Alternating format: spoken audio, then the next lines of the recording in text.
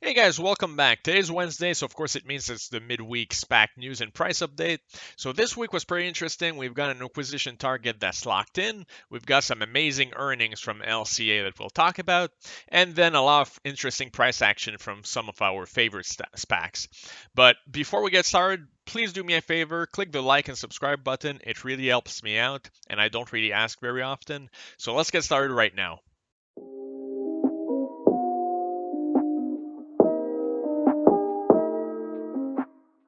All right, friends, so let's kick things off with Hennessy Capital, ticker symbol HCAC, which confirmed that they were going to be merging with Canoo. We talked about this rumor before, but now it's official, and the market isn't taking it very well, much worse than I expected. The downtrend continues, and we'll talk about the warrants in a minute. The warrants are getting absolutely crushed. I own some of them. The market is just not taking this news very well, even though everyone expected it, so it's kind of strange. But what is Canoo, in case you guys aren't familiar, and what are my first thoughts about it? Well, it's a company that makes the electric vehicle platform, like the technology platform, called the skateboard, which holds all of the electric vehicle components in it. So what they do, once they have the skateboard, they can basically build any type of electric vehicle by building the top of it, what they call the top hat. So they want to start with this bus looking thing, kind of reminds us of the Volkswagen bus from the olden days. And then eventually they want to they want to make the delivery truck, and starting in 2025 they want to commercialize this sedan looking vehicle, right? But they could also use the skateboard to build a pickup on top of it. So it's very versatile, and everyone agrees that their technology is excellent, which is why there used to be a lot of buzz around this company, including they signed an agreement with Hyundai to co-develop Hyundai's next generation technology platform for their electric vehicles. So everyone is really excited about Canoo's technology platform. I haven't heard any negative review about it, and they want to make the lifestyle vehicle in 2022, which is the bus we were looking at. And then in 2023 they would do the delivery vehicle, and then 2025 the sports vehicle, which would compete with Tesla's Model 3.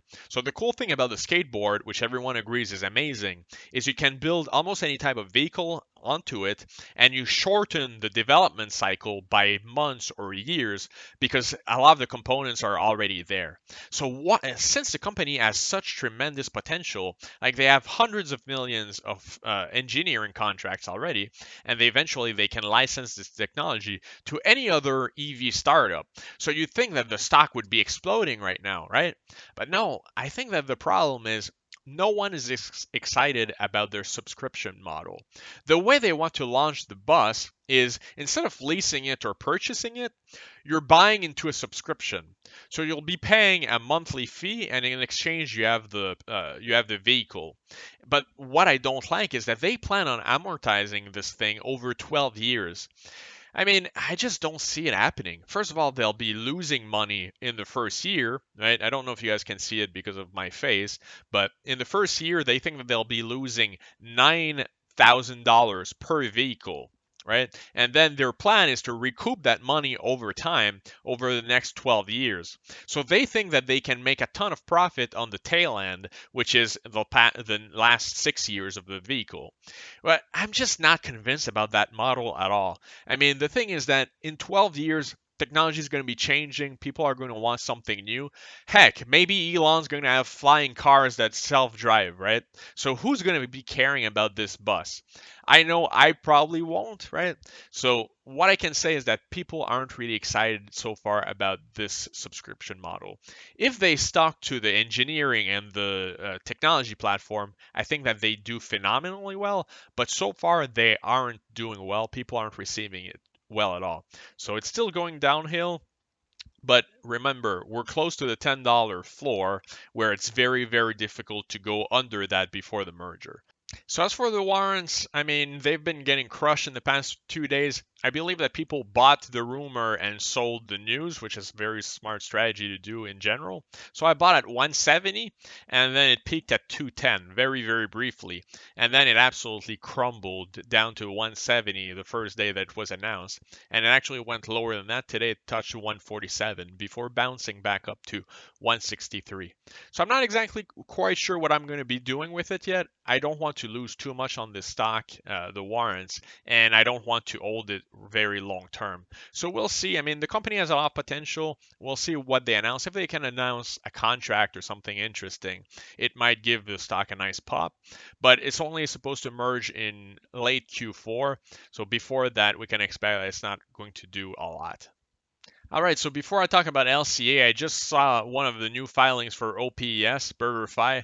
They're going to have a shareholder meeting on the 15th to give them another extension. Apparently, they won't be able to close by the 16th, so they're going to require another delay. So look out for that. I don't know all the details yet. It literally just filed, but it sounds like OPES won't be merging before September 16th, so that might hurt the stock price in the short term.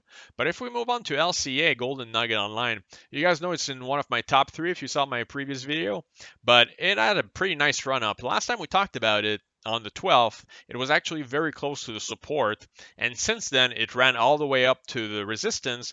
Now it's going down a little bit. Guys, look, I mean, I talk about it all the time. It all comes together. This was a previous resistance, and boom, now it's hitting it against.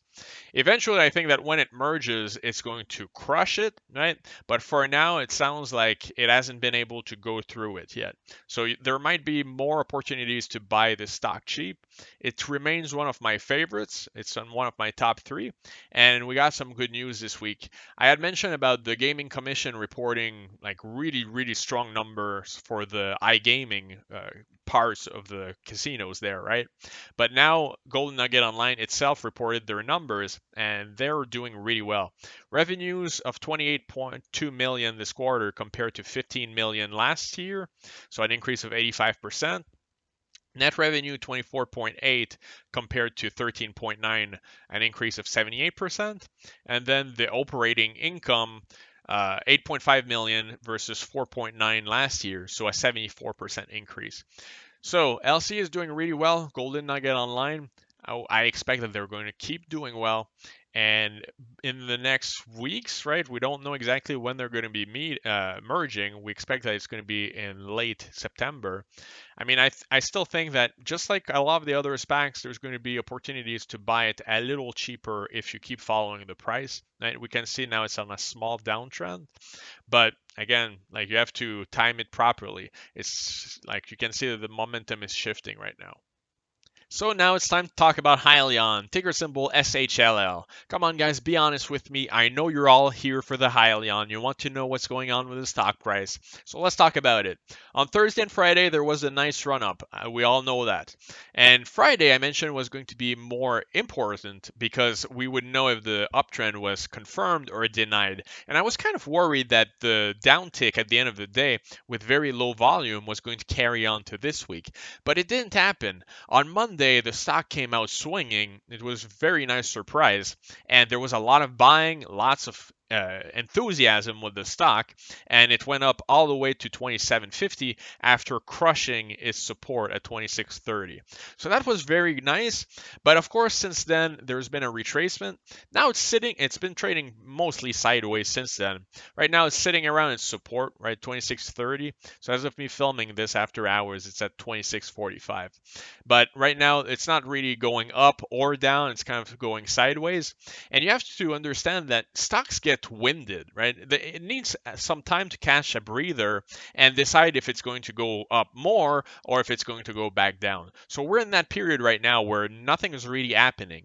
And my guess is by the end of the week, we're going to have a better idea. Does it want to start going up again, which is going to be very bullish, or is it going to retrace under the support, which is going to give us another opportunity to buy? It really can go either way. Right now, if we look at MACD, it's pretty flat. Same for RSI. So we don't really have a good indicator that tells us where it's going. Right now, it's waiting to see where it wants to go. So if it goes up, you'll know that it's back on its uptrend. If it goes under support, it might be another opportunity to buy. Now, as far as the news, there wasn't really anything interesting. I mean, they did confirm that they installed 20 of their hybrids on some trucks. So it is a real company. But aside from that, they just announced that they were going to go on a tour of the country with one of their partners, Ideal Lease, right, to show off the truck, the hybrid one. And so this is the truck with Ideal Lease. Hybrid Electric, Hyliion. So, I mean, it's not a big thing to me, but finally they're starting to wake up and look at some PR because that's one of the things that I had been criticizing them about. I mean, the stock went from 33 to 18 and they literally didn't announce anything interesting. So now they want to show off the truck. It's a real company. So now all we can do is wait until the merger and look at the chart to make sure that we buy at the right times and time the market. So remember guys, my price target's about 40 to 45. You can watch my video here if you want to see that more in-depth analysis. But that's it for SHLL. Not that much going on. Right now it's flat. We have to wait until an update. Next up, I want to briefly talk about Lordstown, ticker symbol DPHC. This stock is behaving very, very differently from the other ones. Look, it's in an uptrend right now. It's back to where it was when the merger was announced. And what's interesting about that is that we know that usually the trend is after they announce a target, it actually starts to trickle down as institutions start selling, cashing out, and there's not enough retail buyers to make the stock go up or stay sideways. So usually it trickles down. In this case, it's actually going up. MACD is slightly up. RSI was overbought, but I mean, it hasn't come down since then. And if we look at the volume, it's still very low, right? It's nothing compared to the first few days when it was announced, where it really spiked up. So my theory with this stock is that it's because it's in a battleground state. I try to avoid politics as much as possible, but in this case, we won't be able to with this stock. I mean, this is from the DNC yesterday. Look at where he is, right in front of Lordstown. And then you have the other party that's also going to be making this company like part of its argument, like they want to say that they brought back manufacturing to Ohio. So I think that this company is going to be in the news a lot. There's going to be a lot of attention to it. So it's going to behave kind of differently from the other ones. There's going to be a lot of political backing behind this company. So be aware of that. I mean, I think that this one's going to be fairly different from the other ones. I still think that because there's several months before the merger, like the shareholder meeting, I think that it's going to retrace eventually. And it can't just keep going up when the company is not currently doing anything. But I felt like I had to tell you guys about it. Keep monitoring this one. I like the company. I think for now it's dead money, but it's behaving very interestingly. So just before I wrap up, I wanted to talk about FMCI Tattooed Chef, which you guys know is one of my top SPACs. It's one of my favorites, and I'm very bullish about it. Insane revenue growth, very good company. But I wanted to show you guys and remind you that you don't have to be too into the fear of missing out, FOMO, right? Companies, there's waves. We saw it with LCA, we see it with Hyliion. They take breathers where they're not going up, right? They retrace a little bit, they consolidate, and then eventually they go back up. So last time we talked about this stock, it was around here, and since then it's gone up to 1650. It's its resistance, and then it's being pushed back down. We can see on a MACD that it's on a downtrend right now. There's more sellers than buyers. So this is very important to keep in mind because you'll always have more opportunities to buy, especially when it gets close to the resistance. You want to make sure that you wait and see if it's going to pass it and like stay above it, or if it's going to be pushed back down. Because you don't have to buy at the top. You want to buy as low as you can in the wave before it goes back up. So I want to pick up more shares of this stock. What I'm going to be doing is I'm going to wait until like this little downtrend stops and it goes back on an uptrend, and that's when I'll be picking up stocks. More shares. So I just wanted to show you guys that you have to be selective in your timing. I say add it to your watch list. Look at it once a day, see where it is in the cycle, and once it's the bottom, that's when you want to add more shares. So I hope this all helps you. I'll see you guys in the next video. I hope you have a great day.